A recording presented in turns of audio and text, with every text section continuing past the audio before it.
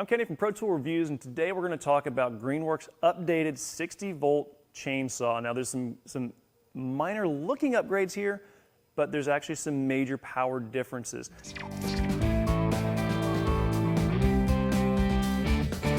So we're going to start off just by talking about the features on it, and then we'll go from there. So it is a 16-inch bar and chain. That is the same thing that we saw from the previous model. Same kind of chain thickness. So what we're looking at is that 3/8 inch pitch with 0.50 chain. That is a little bit thicker than the 43 thin kerf ones that a lot of the other battery powered saws are using. So Greenworks has some more confidence in the oomph and the muscle of this saw. But the big difference in the chain is the previous model, they packed it with a skip tooth. This time they're packing it with a standard chain. So we do like that a lot. And coming up down here, we see that they've got the metal bucking spikes. These are steel bucking spikes, so they do a really nice job of biting into what you're trying to cut. And they're fairly low profile too, so that is kind of helpful in making sure that it's not taking up too much of that 16-inch bar that's on there that's making you lose it. Flipping around here to the oil reservoir. It's translucent, and you can kind of see it in the, we had a little bit of trouble seeing in some of the light conditions, but if you move it around a little bit, you can definitely tell where it is in there. I do really like the flip cap here though. So a lot of times the caps here are this size on them, and if you're wearing gloves in particular, it's kind of hard to get a grip on it, but just flip this up, and whether you're wearing gloves or you've taken your glove off, you can get a really easy grip to fill that up if you're refilling on the fly. We got typical inertia chain brake, so if inertia makes you push it forward and the shaw's not working, just bring it back and you're back and engaged.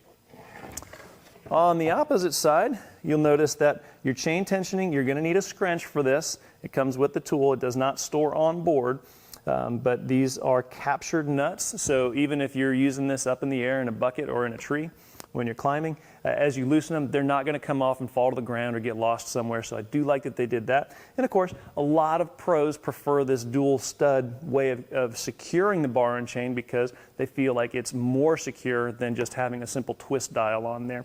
Now there's something that's really kind of interesting on this saw, and you may or may not have noticed it before. And notice this designation right here, HC optimized. And you'll also see on the battery, the battery that comes with the kit here is 2 amp hour HC battery. And what that stands for is high current. And that means that this tool is designed to work with that high current battery to get more power than Greenworks standard 60 volt stuff. And it's something we noticed in the field. Now Greenworks tells us that they're getting 20% more torque and faster cutting than a 42cc gas engine out of this saw. And with the performance we saw cutting up that oak, I'd have to agree with them. It's an excellent saw. In fact, we never even cranked up a gas saw the entire morning. So that should say something about what kind of performance that we get out of it. And of course, you can see it in the video as well, that we had some just excellent cutting speed and great power out of this saw. Now, like I said, it comes packed with a 2 amp hour battery, and that kit's going to run you $249. You can find it at Lowe's. And if you're doing some limbing, just kind of maybe you've had a branch fall down or a couple branches come down, or you're taking them down for storm prep and you're going to cut them up, that 2 amp hour battery is all you need. That's great. But if you're going to be doing some heavier work, a lot of those thicker cuts, we'd recommend that you pick up a 5 amp hour battery. And of course, if you are on the Greenworks platform, you got a mower and a string trimmer and a blower and all that, you may already have some of the higher capacity batteries. So if you're thinking about doing more than an hour or two worth of work, think about that higher capacity battery to go with it to supplement it. But overall, this is a fantastic improvement over the previous generation. That last one was a good saw for homeowners, and we really enjoyed using it. This one really makes us feel like we can start replacing gas saws with it. So if you have any questions about it, feel free to leave them in the comments below. I'll do my best to answer them for you. And I'm Kenny, as always. Thanks for watching.